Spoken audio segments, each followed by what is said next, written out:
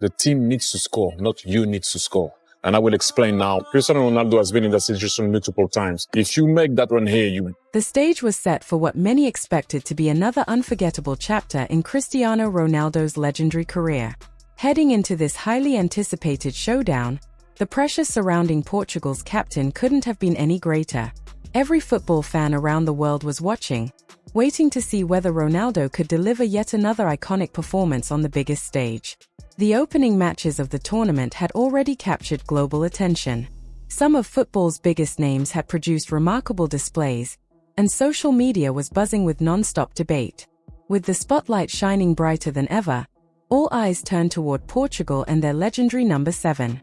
Many believed this would be Ronaldo's moment to answer back with a statement performance. After all, he has built his career on thriving under immense pressure and producing unforgettable moments when the world expects the impossible. Portugal entered the match as overwhelming favorites. Their squad was filled with world-class talent, boasting one of the strongest midfields in international football. On paper, it looked like a comfortable victory waiting to happen. But football has always been unpredictable, and that's exactly why millions love the game. The match started perfectly for Portugal with an early breakthrough that seemed to confirm everyone's expectations. At that point, it felt like the floodgates were about to open. Instead, the momentum slowly faded. Portugal controlled possession but struggled to create clear-cut opportunities, allowing their opponents to grow in confidence as the game progressed. Cristiano Ronaldo remained unusually quiet throughout much of the contest. Despite searching tirelessly for an opportunity, he found himself isolated for long stretches, receiving limited service from his teammates. His movement inside the penalty area was closely tracked, while the opposing defense refused to give him any space. As the second half unfolded, Ronaldo finally received 2 golden opportunities that could have completely changed the story. The first chance drifted narrowly wide, while the second failed to find the target despite an excellent team move. Moments like these often define football, where inches separate heroes from heartbreak. When the final whistle arrived, the result stunned fans around the world. Instead of celebrating a routine victory, Portugal were left frustrated after dropping valuable points in a match many expected them to win comfortably. It was a reminder that possession alone doesn't guarantee success, and reputation means very little once the game begins. After the match, the football world erupted with debate. Analysts questioned Portugal's attacking approach, while others focused on Ronaldo's performance and decision-making in front of goal. One recurring opinion centered on a simple but powerful idea: football is ultimately about the team, not individual records.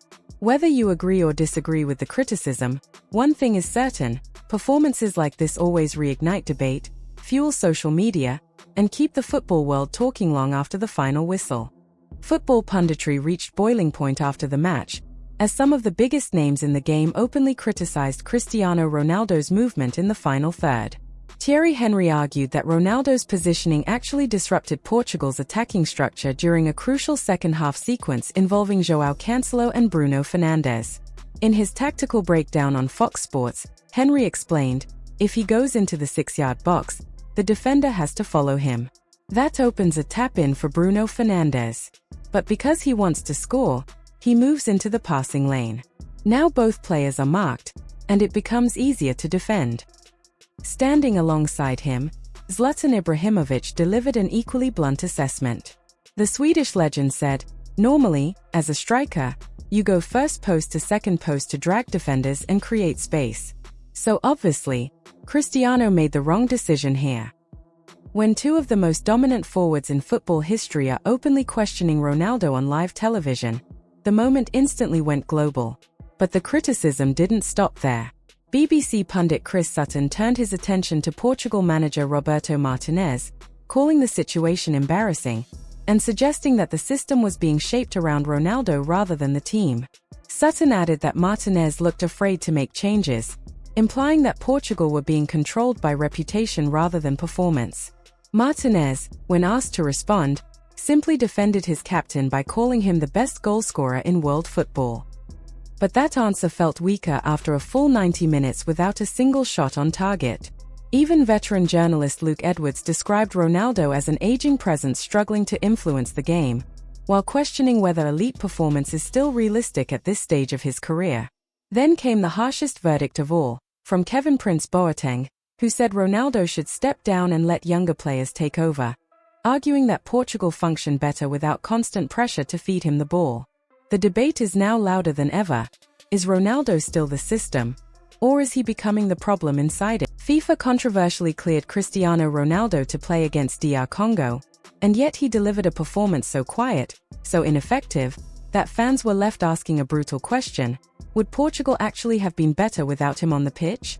According to data provider Squawka, Ronaldo has now gone 10 consecutive major tournament games without a goal.